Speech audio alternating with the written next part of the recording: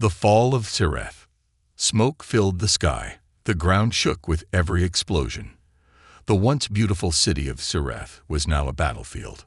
Buildings were falling. Fires burned everywhere. Dead soldiers lay on the ground. Blood mixed with dust. Jera opened her eyes slowly. Her silver armor was cracked. Her blue skin was covered in wounds. One of her legs was broken, and her right arm wouldn't move. She tried to stand, but fell back down. She was alone. Her team, gone. She coughed. The pain in her chest was sharp. She looked up. Enemy ships were flying above her. Drones scanned the area, hunting survivors. She tried to hide, but she was too weak. I'm dying, she thought. This is the end. Jera was a warrior, one of the best. The Sireth people trained her from childhood to fight. She had never lost a battle. Until now. And now, she was going to die alone. But then, something strange happened. Through the thick smoke, a shadow appeared. At first, Jera thought it was another enemy. She reached for her weapon, but it was gone. She braced for death. But the figure didn't attack. It knelt beside her. A human. A soldier. Young, strong, with dark brown eyes and a scar across his cheek. He was bleeding too. His name was Eli Ward. Jera stared at him in shock. She had always believed humans were weak and cruel. That's what her leaders told her. That's what the war was about. But this human didn't look like an enemy. He looked worried. "You're hurt," he said. Jera didn't respond. She just stared. "I'm not gonna leave you here," he said gently. "I've got you." He reached out to lift her, but she growled. "Why? Help me?" "You're still alive," Eli replied. "That's reason enough." He picked her up slowly, carefully. Jera gasped in pain, but she didn't fight him. She didn't understand why. Her people had killed humans. Humans had killed her people. Why was this man saving her? Bullets flew nearby. Eli ducked behind a broken wall and ran through the rubble. Drones scanned the sky.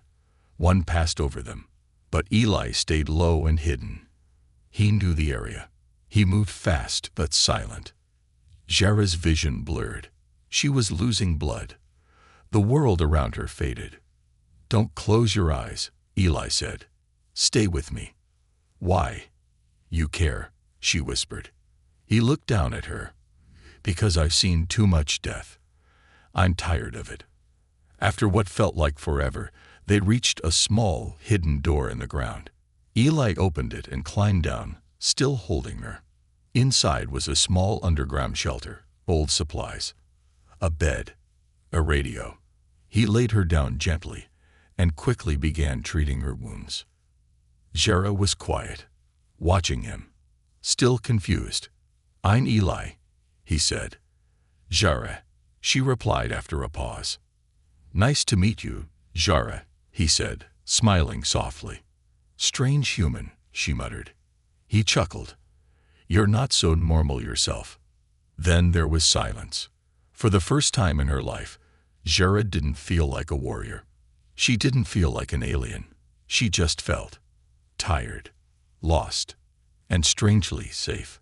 She looked at Eli again. He was focused on her wounds, not her species, not her armor, just her pain. "Why didn't you kill me?" she asked suddenly. He didn't look up. "Because you didn't kill me when you had the chance." She frowned. "What do you mean?" "I saw you," he said. "A week ago. You had me in your scope. You didn't shoot." Jera's eyes widened. She remembered. She had seen a human soldier on a hill. He was helping a child. She had aimed, but didn't fire. "You were that soldier," she whispered. He nodded. She was quiet again. Something heavy filled the air between them. Not fear, not anger. Something else. Then the radio buzzed. Eli walked over and turned the volume down. But not before Jera heard the message. "Attention all units. Kill all alien survivors. No exceptions. Eliminate on sight." Jara's eyes narrowed. Her breath caught. Eli slowly turned around. His face was unreadable. "Do you follow that order?" she asked. He looked at her and said nothing. Silence again. Then he said, "Get some rest. You'll need it." He walked away to check the supplies, leaving Jara with more questions than answers. She lay there, staring at the dark ceiling. This human saved her life. But could she trust him? And more importantly, could he trust her? The human shelter. Jara woke up to the sound of silence. Not bombs, not screaming, just quiet. The room was dark and cold, lit by a small light hanging from the ceiling. She blinked slowly, trying to remember where she was. Then it came back to her. The battlefield. The pain. The human. Eli. She sat up too fast. Her body screamed in protest. Her leg was wrapped in bandages. Her arm, too. The wounds had been cleaned. Someone had cared. And that someone was a human soldier. She scanned the room. It was small, with stone walls and old equipment stacked in corners. Maps. Boxes of food. A first aid kit. It looked like a place made for hiding, not living. There was one door. No windows. No exit except up. Then she heard it. Footsteps. She reached for a weapon, but found nothing. The door opened. It was Eli. He was carrying a small bowl of hot soup. He looked surprised to see her awake. "You're up," he said, placing the bowl beside her. "Thought you'd sleep longer." Jara watched him carefully. "How long?" "Almost a full day," he replied, sitting on a metal crate. "You lost a lot of blood." She didn't touch the soup. "You saved me," she said slowly. "And now, you feed me." Eli shrugged. "Wouldn't be right to let you die twice." Jara looked away. Her pride hurt more than her wounds. She had trained for years to survive anything. But now she was depending on the kindness of a human, her enemy. "This place," she said, changing the subject. "It's not military." "It's not," Eli agreed. "It was my brother's hideout. He built it before he died. Said the war would turn our homes into graves." Jara's gaze softened. "What happened to him?" "He saved a group of children from a collapsed school," Eli said, his voice low. "A bomb hit the building. He got them out, but he didn't make it." Silence settled between them like heavy smoke. "I'm sorry," Jara said quietly, surprising even herself. Eli nodded. "Thanks." Jara finally picked up the soup and took a sip. It was simple, warm, real. She hadn't eaten in days. "You know," Eli began, "you're not what I expected." Jara raised an eyebrow. "And what did you expect?" "A monster," he admitted. "Silver skin, glowing eyes, no heart." She smirked. "And you humans are supposed to be savages, uncivilized, dangerous." "Well," Eli said, smiling, "we're both wrong then." A rare laugh escaped Jara's lips. It was short, but real. Then, a sharp beep. Eli jumped up and checked his radio. A message was flashing. Jara leaned forward. "What is it?" He hesitated. Then he said, "They're close. Drones are scanning this sector again. We might not be safe here much longer." Jara felt her stomach tighten. "You should leave me," she said. "I'll slow you down." "Not happening," Eli replied. "Why?" She snapped. "Why risk your life for me?" He didn't answer right away. Then he said softly, "Because I know what it's like to be left behind." Jara looked at him. "No one came for my brother," he said. "Not the army. Not our leaders. Just me. I was too late." He looked her in the eyes. "I won't be too late again." Jara didn't know what to say. The words hung in the air like ghosts. Then she noticed something. On a table near the wall, there was a datapad. Eli's datapad. She reached for it while he wasn't looking. It was unlocked. She opened the last message received. Her heart stopped.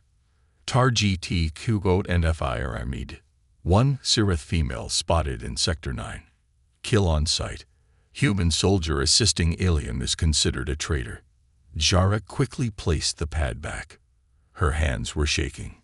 Did Eli know, or was he being hunted too? She needed to know. She couldn't stay in the dark anymore.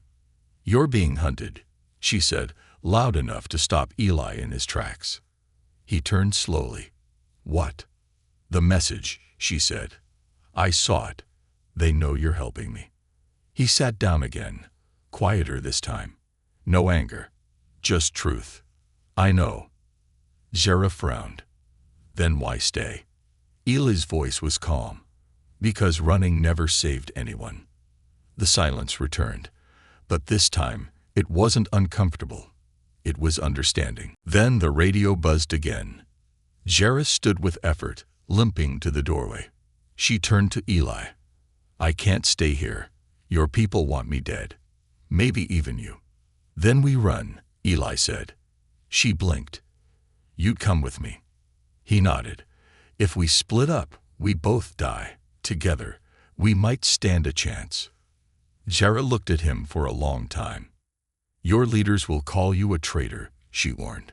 "I'm not loyal to leaders who fear peace," he said. She gave him a look that was both respect and disbelief. "Strange human," she muttered again. Eli grinned. "You say that like it's a bad thing." They packed quickly. A small bag for Eli. A knife for Jara, though she could barely hold it. They didn't speak much. Words weren't needed anymore. They were no longer enemies. They were survivors. As they climbed the ladder and opened the hatch, a cold wind blew in. Outside, the world was still burning. But now, they weren't alone. Enemies at the door. Night had fallen over the ruins of the city. The air was thick with smoke and the scent of burning metal. The streets were silent, but only for now. Something was coming. Jara could feel it in her bones. She limped beside Eli, her movements stiff and painful. Every step reminded her of the wound she carried. Her silver armor, now scratched and torn, reflected faint light from the fires around them. Eli walked ahead, scanning every corner, every shadow. He moved like a ghost. Fast, alert, silent. "We can't stay out here long," he whispered. "Too exposed." Jara nodded. "Any place to hide." "There's an old subway tunnel nearby," he said. "No power, but it's deep. And off the grid." They moved fast, using alleys and rubble for cover. The city had once been a beacon of peace. Humans and aliens once shared these streets. Now, only ruins remained. Walls covered in blast marks. Craters in the roads. The skeletons of once great buildings. Suddenly, a sharp sound filled the night. A high-pitched whine. Jara stopped. Drone. Eli grabbed her hand and pulled her into an abandoned parking garage. They pressed against a pillar as the sound grew louder. A glowing eye hovered just outside the building. Searching, scanning. Jara reached for her knife, breathing quietly. Eli whispered, "Don't move. It detects heat." Jara closed her eyes. Focused, she slowed her breath. Her heart pounded, but she controlled it like she was trained to. The drone hovered, paused. Then, it moved on. They didn't move for another full minute. Finally, Eli exhaled. That was close. Jara looked at him. "You've done this before." "Too many times." They exited the garage and moved down an alley. At the far end, a metal grate led to the subway tunnel. Eli pried it open with a crowbar, and they both climbed down into the darkness. The tunnel was cold and damp. Water dripped from the ceiling. Rats scurried in the shadows, but it was safe. For now. They walked in silence. Jara's leg was getting worse. She was slowing down. "Wait," Eli said, stopping. He pulled out a flashlight and examined her bandages. The bleeding had started again. "You're pushing too hard," he said. "No choice," she replied, her voice tight. Eli shook his head. You're not dying here." He set down his pack, pulled out a medical injector, and gave her another dose of healing serum. It would buy them time, but not forever. Jera leaned against the wall, breathing heavily. "Why do you care so much?" Eli looked at her for a moment, then said, "Because you matter. You're not just an alien. You're a person. That's all I need." Jera stared at him. No one had ever said that to her before, not even her own people. Suddenly, a noise from above. Heavy boots, multiple pairs. Voices, human soldiers. Eli turned off the flashlight and pulled Jera into the shadows. They listened. "We have a signal down here. Thermal signature detected. Could be the traitor and the alien. Orders are to shoot on sight." Jera looked at Eli. "They're here for you too." He nodded. "Told you. We're in this together now." The soldiers climbed down into the tunnel. Flashlights clicked on. Jera and Eli moved deeper into the tunnel, careful not to make noise. But Jera stumbled. Her foot hit a loose pipe. It clanged loudly. "Over there," one soldier shouted. A light beam swept toward them. "Run." Eli grabbed her arm. They dashed down the tunnel as gunshots rang out behind them. Sparks flew as bullets hit the walls. Jera's breath was ragged. Eli pulled her into a side tunnel and slid behind a pile of rubble. The soldiers kept running past them, not seeing where they turned. They waited in the dark, hearts racing. Jera's hand trembled. Her body was failing. "You okay?" Eli asked. "No," she said honestly, "but I'll live." He smiled. "Good." A pause. Then she asked, "You could have escaped alone. Why didn't you?" Eli looked at her. "I told you. I don't leave people behind."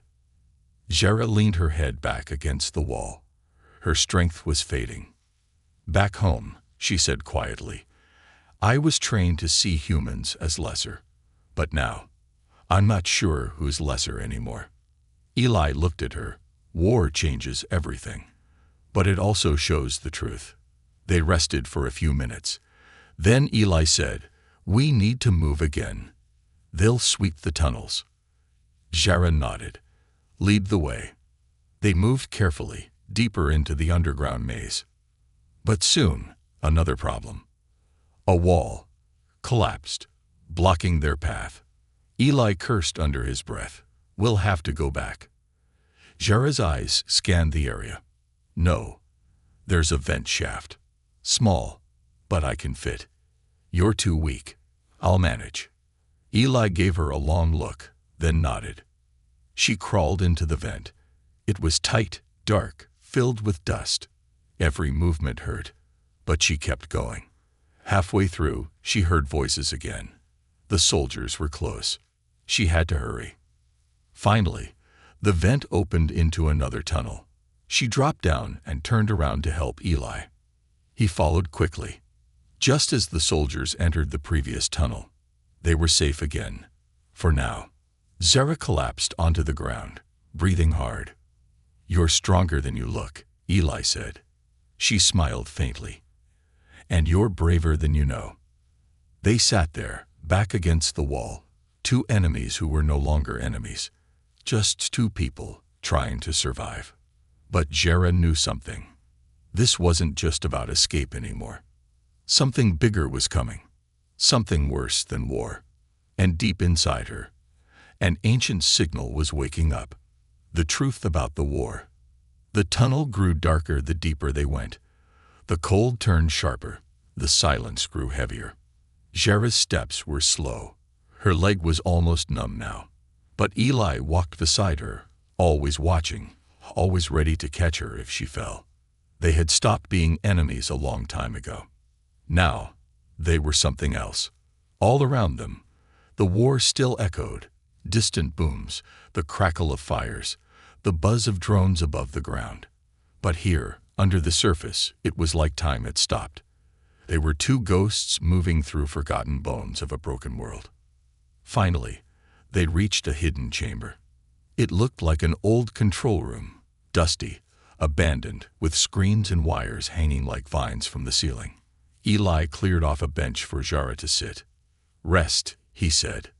Jara sat, breathing heavily. "This place, what is it?" she asked. "Old Earth communications post," Eli said. "Before the war, it was used to monitor deep space messages. Forgotten now. But I used to hide here as a kid." She looked around. So many secrets underground. "Yeah," he replied, "just like the people above." Jara was quiet for a long moment. Then she finally said it. "There's something I need to tell you." Eli looked up. "I wasn't just a soldier," she said. "I was a shadow unit, trained not just to fight, but to spy." Eli's eyes narrowed, but he didn't interrupt. "I came to Earth months before this war started," she continued. "Not to kill, to observe, to understand your people." "And what did you find?" Eli asked softly. Jara hesitated. "I found fear," she said, "but not from humans, from my own people." Eli frowned. "Fear of what?" She looked straight into his eyes. "Fear of a war we didn't start." Eli stepped closer. "What are you saying?" Jara took a shaky breath. "Humans didn't attack us first, and we didn't attack you either. It was someone else, a third force, hidden, manipulating both sides." "Why would they do that?" Eli asked. "Because together, we're a threat," she said. "Your technology, our strength. If we ever united, we could stop them." Eli ran a hand through his hair. "And instead, we kill each other." Jara nodded. "Because they made sure we would." She stood up, using the wall for balance. "When my mission ended, I tried to send a report to my commanders, to tell them the truth, that humans weren't monsters, that peace was possible." "What happened?" "My message never reached them," she said. "Instead, I was sent back to the front lines. I was silenced." Eli's jaw tightened. "So your own leaders kept it secret?" "Yes," she said. "And now I think yours are doing the same." The room was quiet. Too quiet. Then, a low hum. Zara turned her head sharply. "I know that sound," she whispered. She stepped toward a console and touched the screen. It blinked to life. Lines of alien code flowed across it. "This is not human," Eli said. "No," Jara replied. "It's Sarathian, but encrypted by someone else." She worked quickly, her fingers moving fast across the keypad. Then the screen changed. A symbol appeared. Not Sarath. Not human.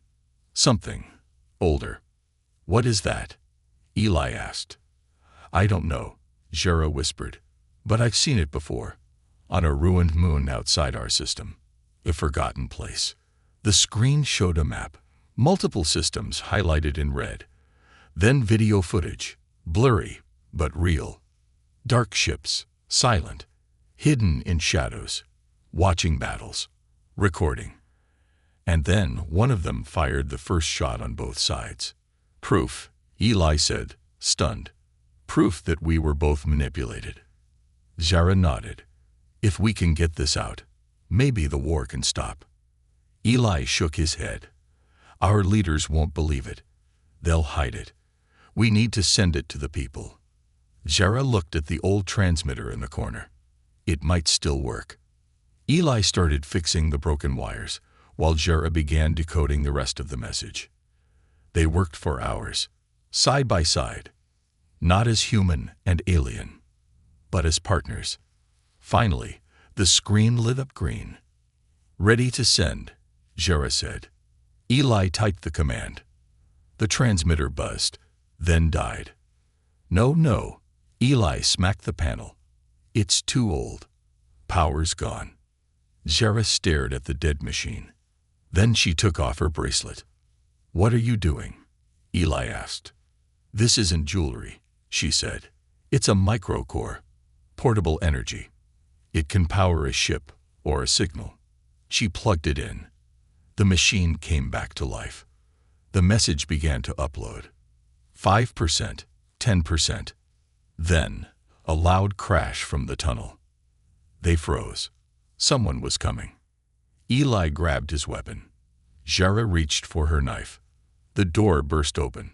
3 soldiers entered, fully armed, faces hidden by visors. They saw Jara. "Target locked," one said. Eli stepped in front of her. "She's not your enemy." They aimed. Jara pushed Eli aside and threw her knife, hitting one soldier in the shoulder. Gunfire broke out. Jara dove behind the console. Eli fired back. One soldier went down. The second rushed Jara, but she kicked him off balance and punched his throat. He fell gasping. Eli shot the last one in the leg. Silence again. Blood on the floor. Smoke in the air. The console blinked. Message sent. Jara slumped down, breathing hard. "We did it." Eli sat beside her. "Now the truth is out." But Jara shook her head. "They'll still come. Both sides. They won't want people to know." "Then we stay ahead of them," Eli said. "We don't stop." She looked at him. "I used to think humans were weak," she whispered. "But now I see. Your strength isn't in your weapons." "No," Eli said. "It's in not giving up." Jara smiled. Just a little. But real. Together, they stood and looked at the screen one last time. The truth was free now, and nothing would be the same again. Betrayal and blood. Jara's wounds ached, but something deeper now weighed on her chest. Hope. The message had been sent. The truth was out. The galaxy would know the war was a lie, that humans and Sarathians were both tricked, that peace was possible. But peace is a dangerous word in a world built on fear, and danger was already on its way. Eli packed up the last of their supplies. "We can't stay here. If the message went out, someone will track the signal." Jara nodded. "There's an old Sireth extraction point 10 miles from here. If we make it, we can leave this sector." Eli looked surprised. "You're still willing to go back to your people after everything?" She paused. "I'm not going back to serve them. I'm going back to change them." Eli smiled. "That's the Jara I know." They stepped out of the control room and back into the cold tunnels. The air felt thicker now, not with dust, but with tension. They didn't speak much, just walked. Side by side, 2 warriors with one goal, survived long enough to change everything. But above them, betrayal was brewing. At a hidden human base, General Keston slammed his fist against a table. "Traitor," he growled, pointing at a screen. He sent a message from Sector 9. "They've seen it." The soldier beside him nodded. "We've traced the signal. Eli Ward and an alien female are on the run." "Don't just track them," Keston barked.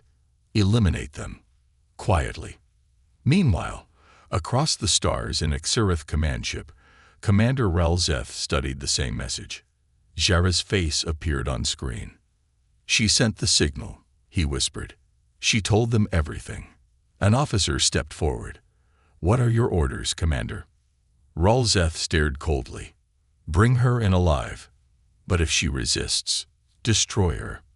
Back on Earth, Jara and Eli reached the surface under the cover of night.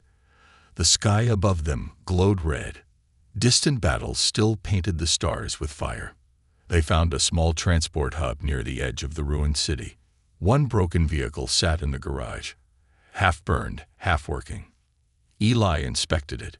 "With a little luck, we can get this running." He started fixing wires, while Jara stood watch, her eyes scanning the shadows. Then, a click. Jara turned fast. Too late. A gun pressed to her back. A squad of human soldiers stood in the dark. One of them stepped forward. Captain Riz, Eli's old friend and squad leader. "Step away from her, Eli," Rice said coldly. Eli froze. "You followed us?" he asked. "We didn't have to. You left a trail." Eli raised his hands. She's not the enemy. You saw the message. I saw a fake transmission.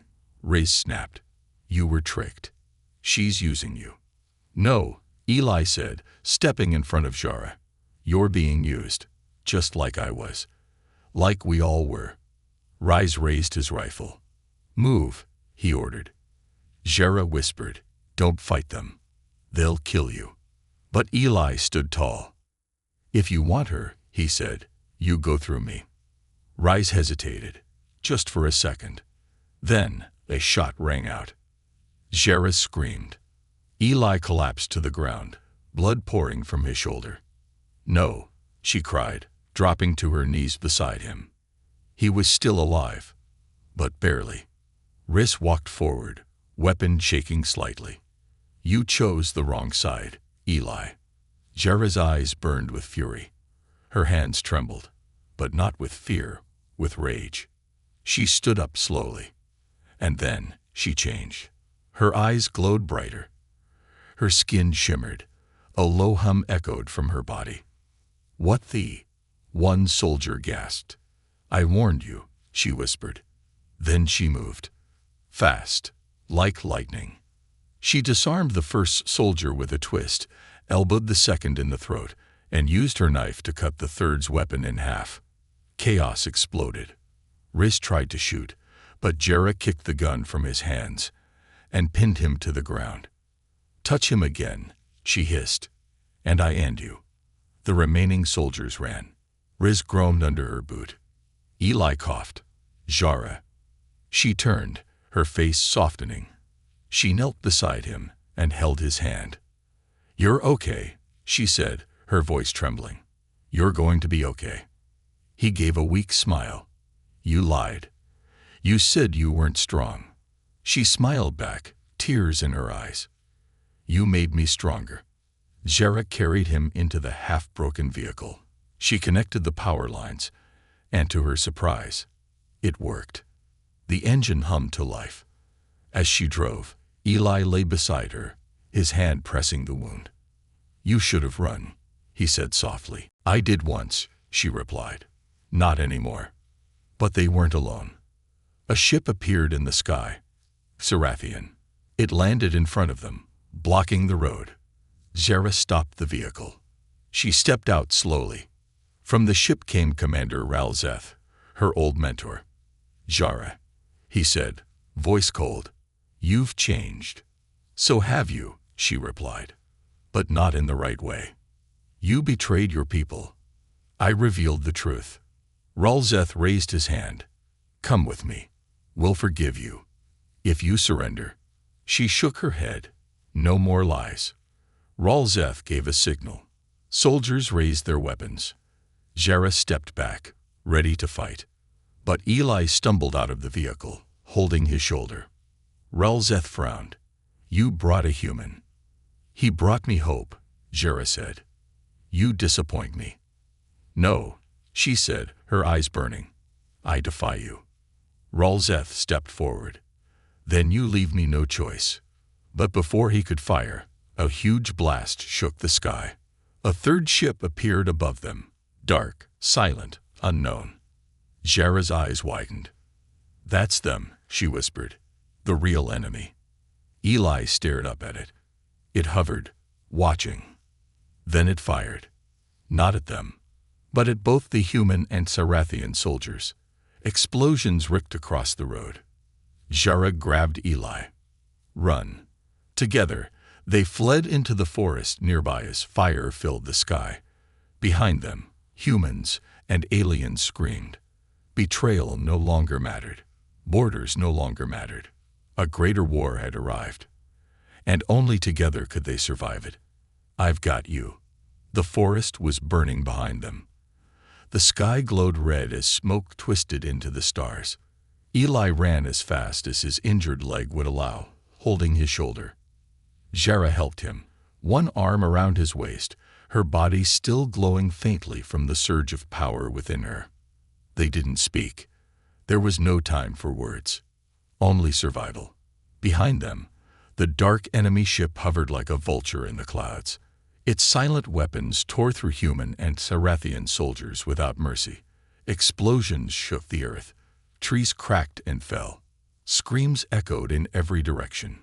Zara stumbled, dragging Eli toward a cave she spotted in the hills. As they reached the entrance, a blast shook the ground behind them, throwing them forward. Rocks tumbled down. The cave entrance caved in. Dust clouded the air. But they were alive. For now. Inside, it was quiet. The only sound was Eli's breathing. Rough, unsteady. He slumped against the wall. Blood still seeped from his wound. Zara tore a piece of cloth from her tunic and wrapped it around his arm tighter. "You should have stayed in the truck," she muttered. He gave a weak laugh. "And let you fight a starship alone. Not my style." Zara smiled faintly, then looked away. Her hands shook. She had seen death before. But this was different. This was someone she couldn't lose. "You need medical help," she said. Eli nodded. "Yeah, and maybe a nap, but mostly help." Zara looked up, trying to think. There had to be a way. A comm beacon. A hidden outpost. Something. Then she remembered. The flare. Inside her bracelet, the one with the energy core she'd used before, there was a secondary function. Emergency signal. One burst strong enough to reach orbit. But if she used it now, the dark ships might track them. So would the Sarathians. Or the humans. She turned it over in her hands. "It's a risk," Eli said quietly. "But maybe it's the only one we've got." Zara hesitated, then activated it. A soft blue light shot through the cave roof like a star. Then she sat beside Eli and waited. They didn't talk for a while, just sat in the silence. Then Eli said, "Did you ever think we'd end up like this?" Zara looked at him, bleeding in a cave while the galaxy burns. He chuckled. "Yeah." She shook her head. "I thought I'd die on the battlefield. Alone. Forgotten." Eli nodded slowly. "I thought I'd die angry, blaming your people." Zara looked at him. "But here we are," he added. "Different."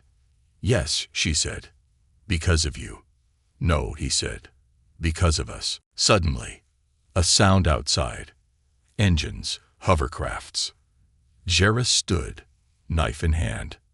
But what entered the cave was not an enemy. It was a small team, humans and Sarathians, together, wearing badges with the symbol from the leaked transmission. One stepped forward, a Sarathian female with long braids and kind eyes. "You're Zara?" she asked. "Yes." "And this is Eli." He raised a hand weakly, still breathing. The woman smiled. "You sent the truth. We received it." Zara's eyes widened. "You believed it. We didn't want to," she admitted. "But we saw the same ships, same attacks, same silence. It made too much sense." Another stepped forward, a human medic. "We're from a peace faction, hidden for years, watching, waiting for proof." Eli coughed. "Well, here it is." They carried Eli gently to a stretcher and began treating him. Zara felt her body finally relax for the first time in days.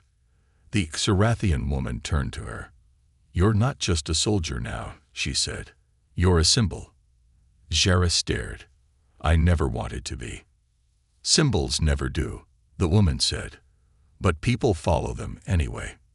Zara stepped out of the cave into the clearing. The dark ship was gone. Flood, but not for long. War was still coming. Just different now. And maybe this time, they'd be ready. 1 month later, the world was not fixed, but it was changing. Across human and Sarathian territories, the video of the transmission played on every screen. Zara's face, Eli's voice, footage of the hidden enemy. People were shocked, angry. Some refused to believe, but others did, and they acted. Protests turned into peace marches. Old enemies sat across from each other and listened. Some leaders stepped down. Others prepared for a new kind of fight, not against each other, but against the ones who started it all. Zhera stood on the balcony of a rebuilt command center, wearing new armor, silver and blue, with a human insignia stitched into the chest. Eli stood beside her, arm in a sling but smile strong. "You clean up nice," he said. She smirked. "Don't get used to it." In front of them, thousands of mixed troops stood in rows, human and Cirathian. Not enemies, not slaves, but equals. "Ready?" Eli asked. She nodded. He stepped to the mic. "Once," he began, "we fought each other out of fear. Now we fight together out of truth." He looked at Zhera. "She saved me once," he said. "I told her, 'I've got you.'" The crowd was silent. "And today, we've got each other." The troops cheered. Zhera felt something warm in her chest. Not power, not duty, but hope. Later that night, Zhera sat alone on a hill, watching stars blink across the sky. Ela joined her with 2 cups of synth coffee. "One for your strength," he said, handing her a cup, "and one for mine." She smiled. "Thank you."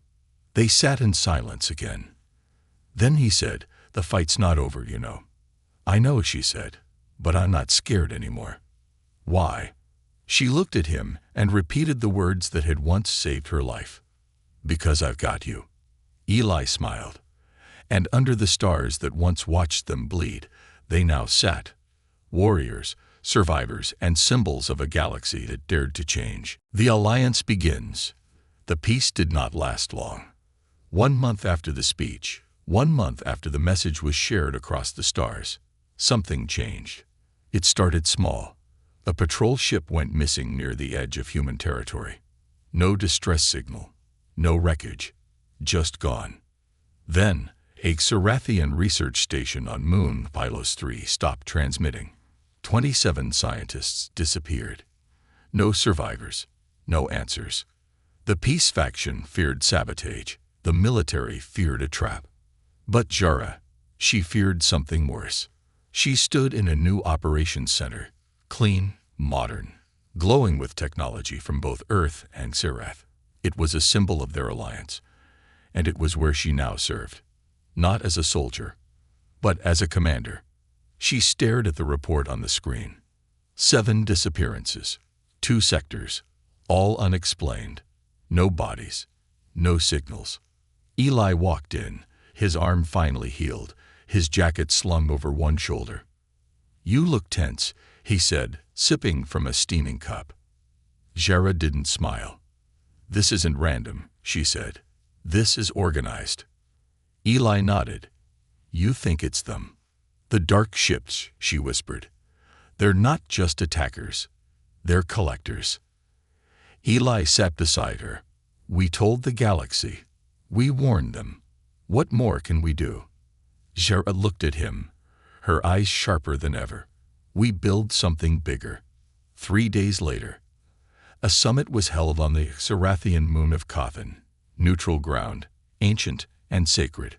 Mountains touched the clouds, and the sky shimmered with 2 suns. Representatives from both races gathered in a circle of black stone. No weapons, no guards, just truth. Zhera stood in the center, wearing a mix of human tactical gear and traditional Cirathian robes.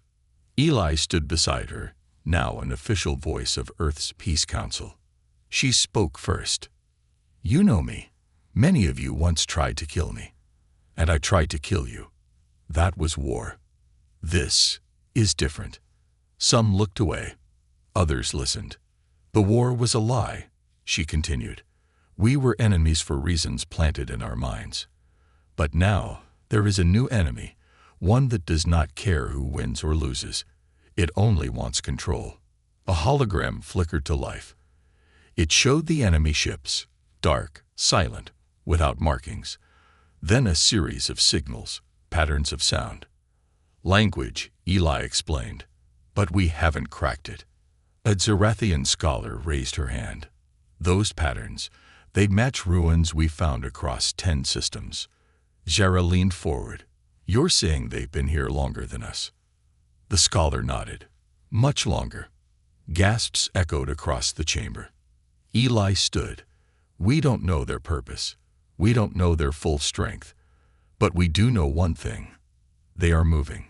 Fast. A young human captain stood. You want to form an alliance? No, Jera said. We want to form a force. One united military. One defense system.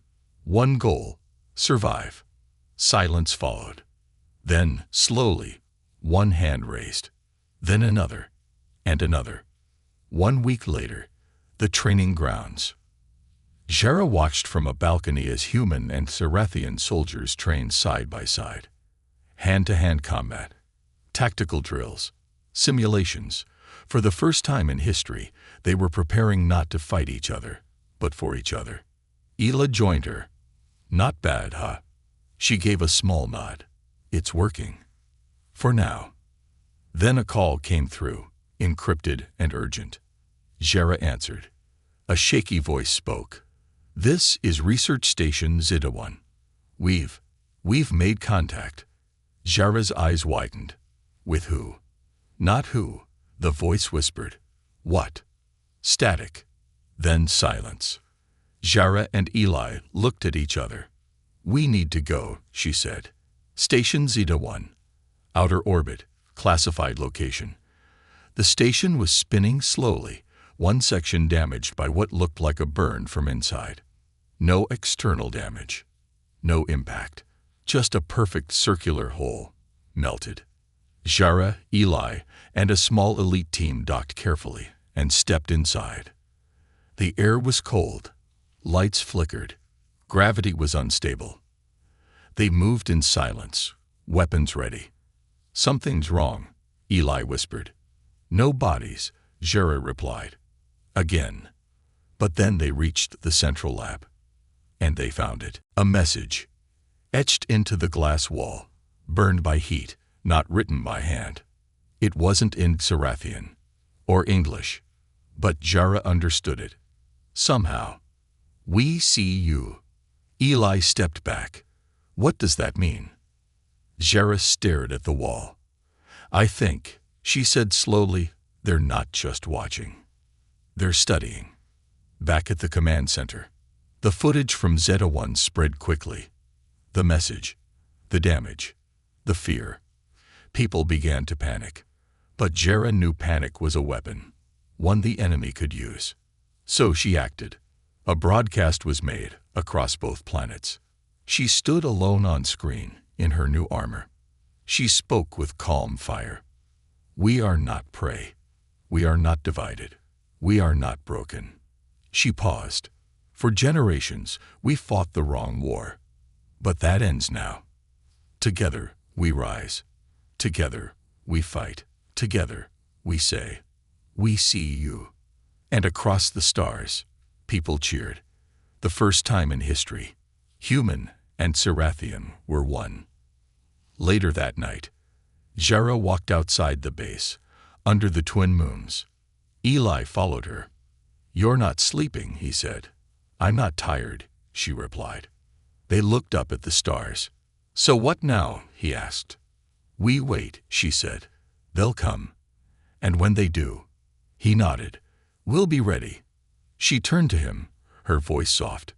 Eli, I meant what I said before. You changed me. He smiled. You changed me first. Then they stood together. No titles. No ranks. Just two people who had survived the end of one war. And were ready to begin the next. The end.